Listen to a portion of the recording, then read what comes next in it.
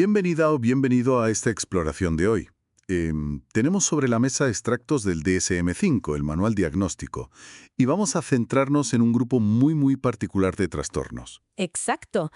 Son los llamados trastornos relacionados con traumas y factores de estrés. Y lo que los une, la clave, es que para diagnosticarlos, sí o sí, la persona tiene que haber estado expuesta a un evento traumático o estresante. Ese es digamos, el punto de partida. Vale, entendido.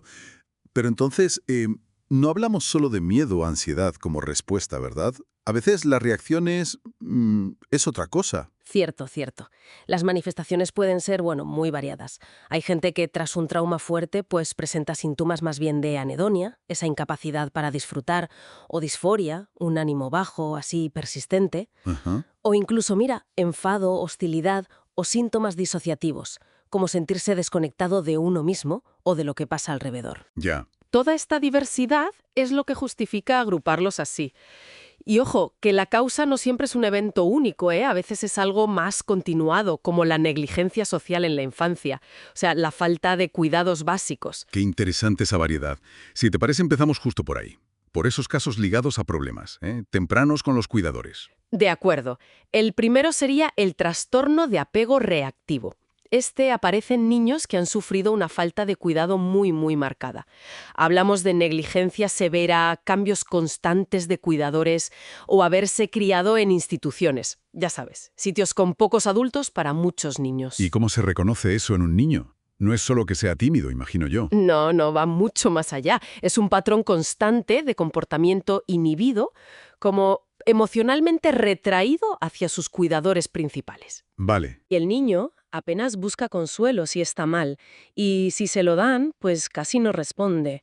Socialmente muestra muy poca reacción emocional, su afecto positivo es muy limitado, y puede tener episodios de irritabilidad o tristeza o miedo sin una causa clara.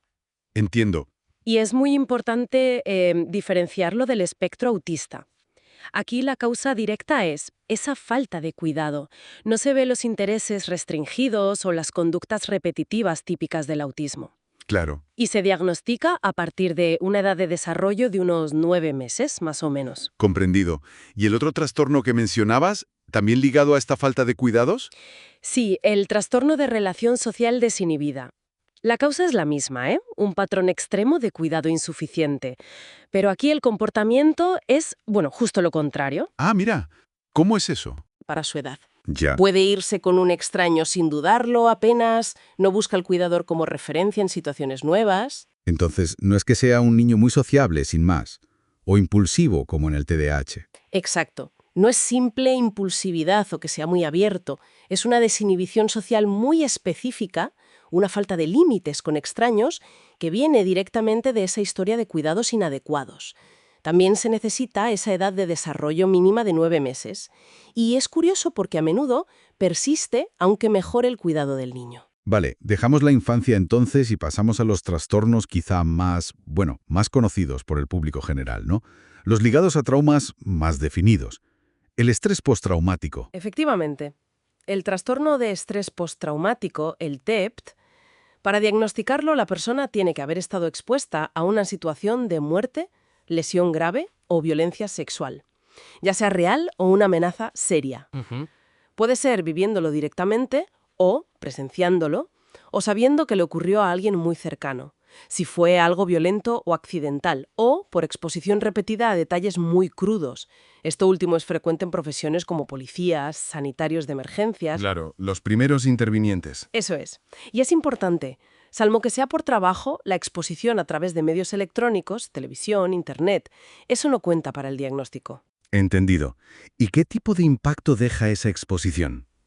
¿Cuáles son las señales clave del TEPT? Pues los síntomas deben durar más de un mes y causar un malestar importante o problemas serios en la vida diaria. Se agrupan en 4 áreas principales. Primero, la reexperimentación del trauma. O sea, los recuerdos. Sí, recuerdos invasivos, pesadillas, recurrentes o incluso flashbacks, esas reacciones disociativas donde sientes que vuelve a pasar. Y un malestar muy intenso ante cosas que lo recuerdan. Vale, esa es una. La segunda es la evitación. Hacer esfuerzos tremendos por no pensar o sentir nada relacionado con el trauma. Y también evitar personas, lugares, conversaciones. cualquier cosa externa que lo recuerde. Entiendo. Como si la mente intentara bloquearlo.